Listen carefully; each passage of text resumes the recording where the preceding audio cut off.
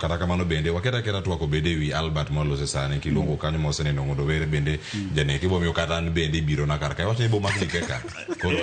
koro wana bedo kawate to wan gi wakili to ke kamano bedo chadi kata kamano gigi duto tiere karka okang mane monego bedni kao ne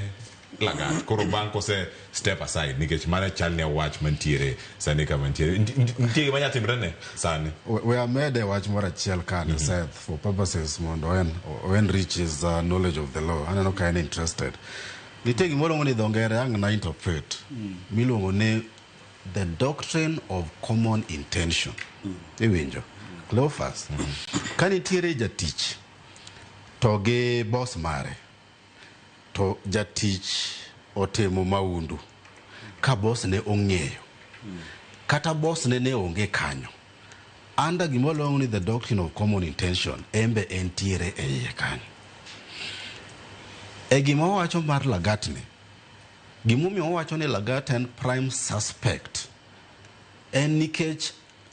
enema iwacho ni no chulo ng'ur poko wacho kata na dieri kata because jogo osebedo katemo cover up naneno ka men wacho e bunge ni no chiwo complaint formally poko bedo published poko ng'eyo iwinjo but gima nitie mano seyange en ni no chulo no choro ng'ur mare ko wacho ne Albert ni no ndiko gik moko e mbui iwinjo mabe omake nikech ng'ur mar Lagat tiene ni nonro chakore kanyo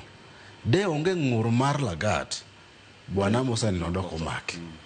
iwinjo koro kanye mumi wacho ni the prime suspect en Lagat moningo bedni ogwetao kato bedo suspended to gi terms minyise ni bedo suspended okonego ni tim kama ok weye open ni awuok oko anyalo duogo sama because kata mana that stepping aside kineno bokeno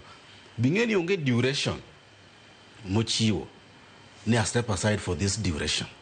iwinjo unlike in suspension wanyalo nyise ni wa suspend kata mana for 3 months or 4 months pending investigation kwa yudo ni onge gi keth tibo duogo kwa yudo ni gi keth tiriembi koro penjo maduong' ni seche mowacho no step aside o ere kako boduogo ngabo determine ni koro duration mare orum kamano koro sorry ya mono bia adhi extreme akisumo kapoka ka uyo masane